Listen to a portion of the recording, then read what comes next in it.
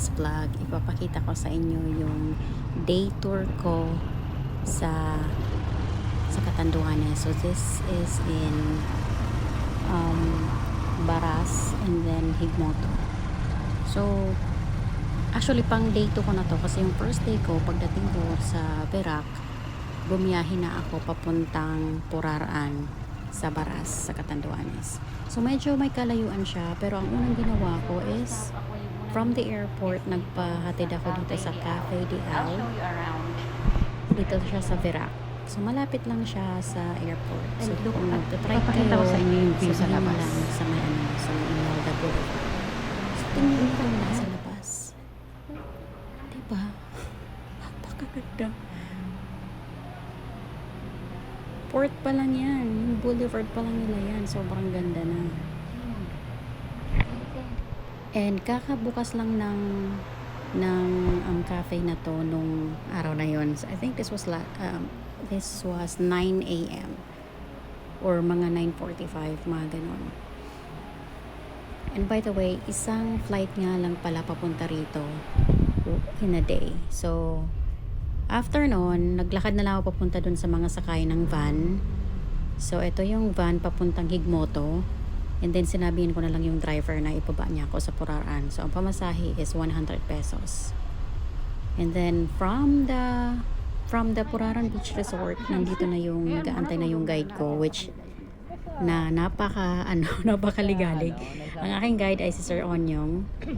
Ayan. Kachat ko na siya, tas parati kaming nagte-text kasi ina-update ko siya kung nasaan na ako kasi nag-aantay na siya doon sa labas ng sa kalsada. Sabi niya, ma'am, mag-text ka na lang kasi medyo malayo po yung accommodation mo from the main road. So from the main road, nag-motor kami papunta rito. So yan yung accommodation ko. Binook ko to sa Airbnb. So this is Joe Surf In. Kung makikita nyo sa Facebook, meron din siya dyan. So binook ko siya through Airbnb, 1,200 per night. Tapos ako lang mag-isa, and then may aircon at may hot shower. Kaya super sulit rin. Pero may marami din dito sa Majestic Puraraan. Meron din na na mga accommodation dyan. Yung mga iba 600 lang per night. Pero may mga kasama ka sa kwarto.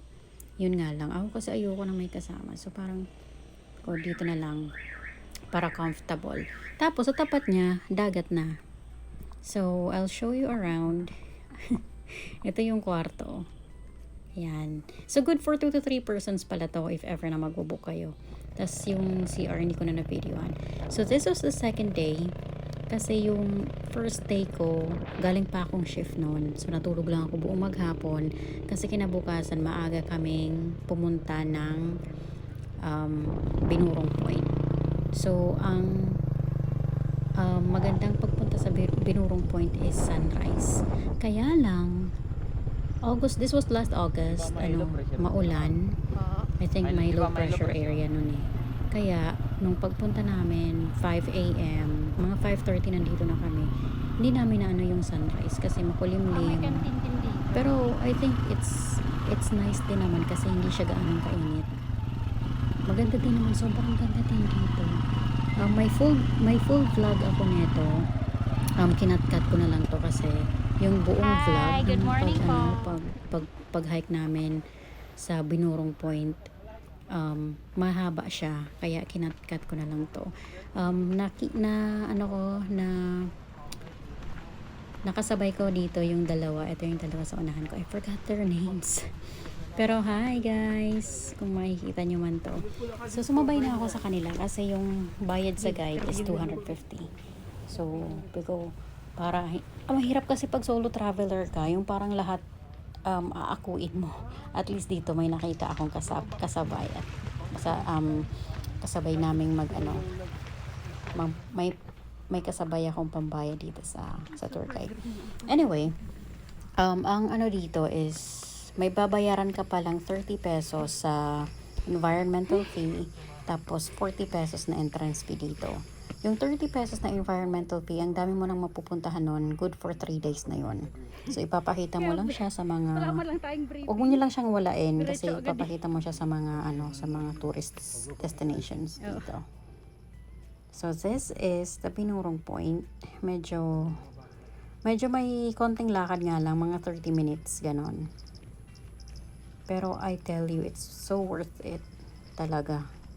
Gusto ko nga siyang balikan ng mga summer, ganun. Parang mas maganda siya tuwing kapag summer. Kasi, yung tama ba ng ilaw ng sky papunta dun sa dagat. Yung parang super blue yung dagat. Ganyan. Look at my reaction here. Grabe, sobrang ganda talaga niya sa personal. Tapos maraming baka dyan na at privately owned daw ito. Kaya yung 40 pesos na babayaran mo, yung 20 pesos niya sa may-ari, yung 20 pesos sa barangay. So maraming nakasabay dyan, marami kaming kasabay dyan. Yung tour guide ko, meron siyang drone. So nagbayad na rin ako. Kasama na dun sa binayaran ko yung mga drone shots. Ayan. Diba ang ganda? This is the explanation bakit siya Tinawag itong binurong. binurong kasi nung panahon na wala pang nabibilhang asin, yung mga isdang nahuhuli dito, hinuhugasan dyan sa may lagon. Pagkatapos yung mga tubig alat dyan sa batuhan, nagiging asin siya. Doon na, yung asin saka yung isda doon na. Nagiging binurong na siya. Okay. Kaya binurong. Galing. Kaya siya binurong. Thank you, sir. Po. Okay na ma'am, okay na! Magbabiral ka na po. So yun, sinulit namin yung oras namin dito. I think we stayed here for 2 to 3 hours din.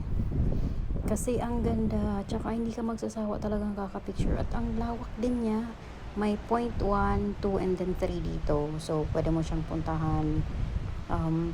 Ikaw na lang talaga susugo sa mga pag-pictures tsaka pang mga pag-video mo. So here's my drone shot.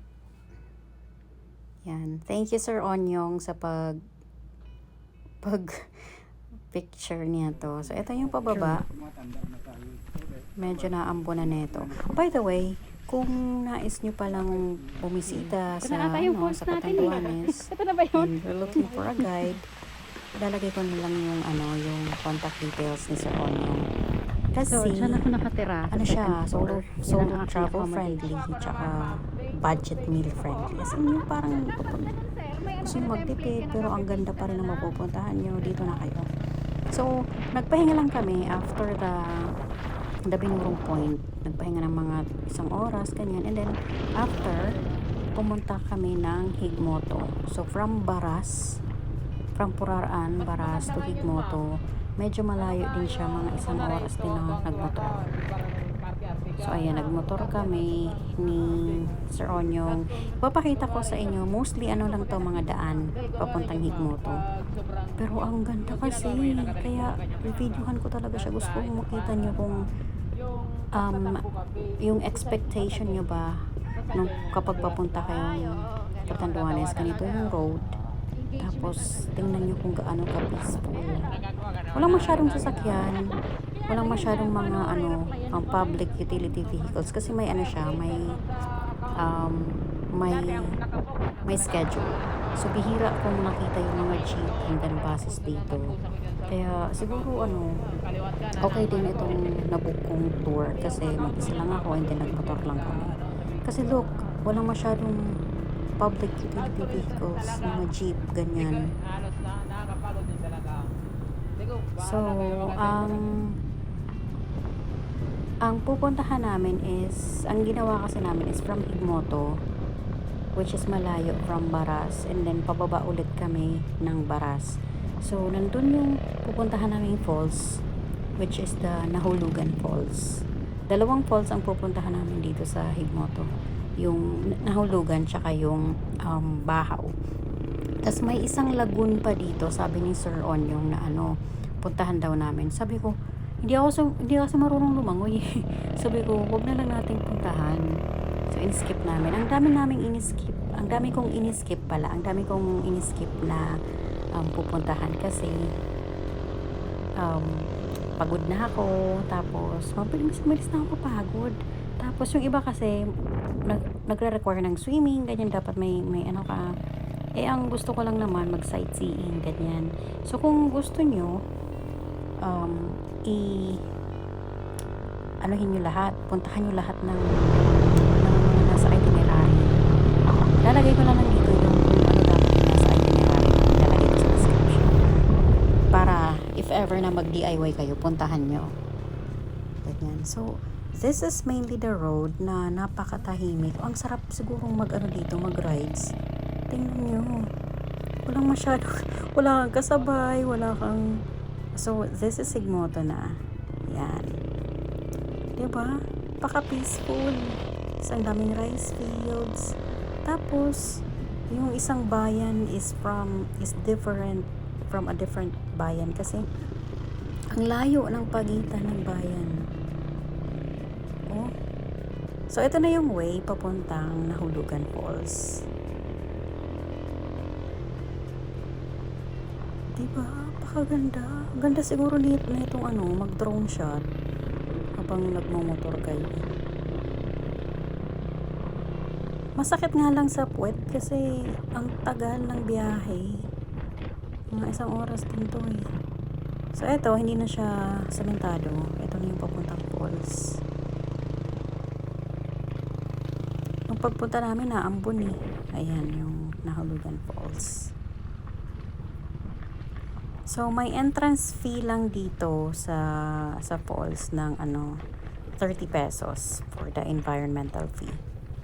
Pero sulit na sulit din. Tapos, ang lamig ng tubig. So, ito yung way. Ang ganda, oh. Grabe. Pakaganda. Paka-peaceful. It's very untouched. And I think it's better if we keep it that way. Kasi ang ganda. Yan, nakasabay lang namin to papunta. I think there are residents there, mga lokal. Bicolana ako and marunong ako ng ng dialect nila. Pero kakaiba din kasi yung ibang words nila. May iba pareho, yung iba hindi ko na maintindihan. Ayan. So, this is the Nahulugan Falls. So, maganda ding napuntahan ko siya ng August kasi siguro kung summer, medyo lahat naman kasi ng falls kapag summer is natutulog. So, kung falls ang gusto nyo, punta kayo ng mga bandang habagat season. Pero kasi hindi rin eh. Kasi ang Catanduanes parating binabagyo din dito. Taga-salubong din to ng bagyo. Especially in Bicol area. Kami mga Bicolano, very sanay sa mga bagyo. Kaya depende. Ayan. Ang linaw ng tubig. Tingnan niyo kung gaano siya kalinaw. Oh. Grabe. Sarap siguro maligo. Ang ganda.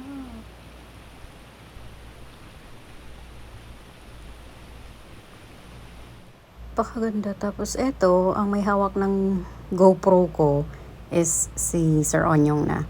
By the way, itong vlog na to was shot on GoPro 10.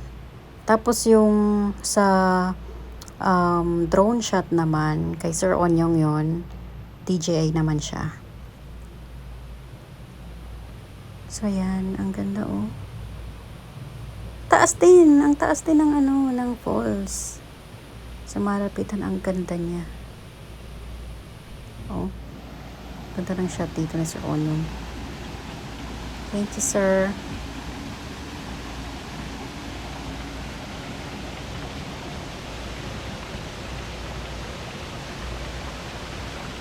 Diba? Sinulit ko yung yung biyahe ko, yung haba ng biyahe. Tapos, nauhaw ako. Tapos, may nakita ako ditong tubig. Sabi ni sir, pwede namang inuman eh. Buhay pa naman ako ngayon. Ayan, uminom ako dyan. Hindi naman ako maselan kasi sa tubig. Lalo na pag nasa bundok. Kasi kapag may hiking kami, lahat ng water source iniinuman ko.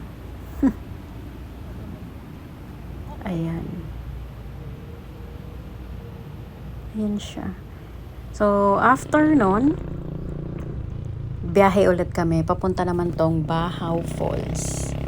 So, Bahaw Falls is also in Higmoto. I forgot the name of the barangay. Pero yung barangay doon sa Nahulugan Falls is San Pedro. San Pedro ata, oo. So, ito, malapit lang din siya from the Nahulugan Falls. Siguro mga less than 15 minutes. So, punta namin dito. Walang ang tao dyan eh. Pero alam ko may bayad dapat. Hindi kami nakapagbayad kasi walang tao. Pero nakita ko sa internet, ang entrance dito is 10 or 15 pesos lang. Ay, sorry. So, ito yung way. Ito na, ano na to, Okay, next na stop, ambon na. Bahaw Falls. Tapos sa Ito yung way. after nito, Pagpunta wala na namin tayo, no? dito, dalawa lang yung, yung nanditong tao. Ano yun? Please. I think magjowa sila. Saan? So, hindi ko na sila ginambala. Ang ginawa ko lang, nag-video lang ako. Pero ang ganda siguro dito na may mga kasama kayong tropa. Tingnan mo, oh, ang linis ng tubig. Diyan kayo mag-swimming habang nagchichismisan. Habang pinapakilaman ang buhay ng may buhay. Ayan, ang ganda. Tapos yung tubig dito, hindi masyadong ganun kalamig. Yung sakto lang. Pero ang ganda. Napaka-clear. Maliit lang yung falls. O parang ano siya, man-made na pool. Try ko nga to kung gaano siya kalamig. Diba? Try natin. Tapos naambon. Ang maano lang dito is madulas yung mga bato. Ay, Kaya sakto ingat-ingat lang. kayo. So, ang ginawa ko, sabi ko, asan po yung falls? Nandito, nakatago. So, akyat ka dyan. Puntahan natin yung isang falls dito. And then, nandyan yung falls, nakatago. I don't know kung bakit Bahaw Falls ito. Ayan siya. Ayan. So, andyan siya. Ganda. Ayan. Tapos, tingnan nyo dito. Oh. Pwede kang maligo dyan. eh. Grabe. Clear. Ang linaw. Diba? So, since hindi naman ako naligo, madbilis lang kami dyan. So, ang ginawa namin, balik na kami ng Puraraan kasi magla-lunch na kami. So, ito ulit yung daanan papuntang Puraraan, Baras. Yung tour dapat na gagawin ko kung matagal lang ako dito, kung nag 5 days ako, is may 360. Yung iikutin mo yung buong Catanduanes via motor. Kaya lang, since 3 days lang ako, tas yung pang 3rd day ko pa ay nasa Verac, yung pang 2 days tour lang ang kinuha ko. So, kinostomize yun, yung tour ko, kinostomize siya ni Sir Onyong, para siksik-liklik yung tour. Pero, nagpaayaw naman ako sa iba. Kasi nga, pagod. Grabe, ang pagod ko talaga nun. Pagod agad ako. Tapos, 4 p.m. umuwi agad ako sa sabi ko, matutulog na ako. Kasi, right after neto, ang gagawin namin is magbabalakay point dapat. Sabi ko, sir, ang Balakay Point ba is the same view as the Binurong Point? Sabi niya, medyo. Sabi ko, wag na, pasa natin. Nagsisisi ako. Dapat napuntahan ko pala. Ito pala yung lunch namin, late lunch. So, nagpaluto kami ng crab. Grabe, ang laki niyan. Yan yung lunch. Karinderya lang yan. So, this is the part 1. See you guys sa part 2. Marami pa akong ipapakita sa inyo. Pero sharing these pictures, and thank you so much again. Kung gusto nyo ng guide, I'm gonna share the details below. Thank you. See you sa part 2. To God be all the glory.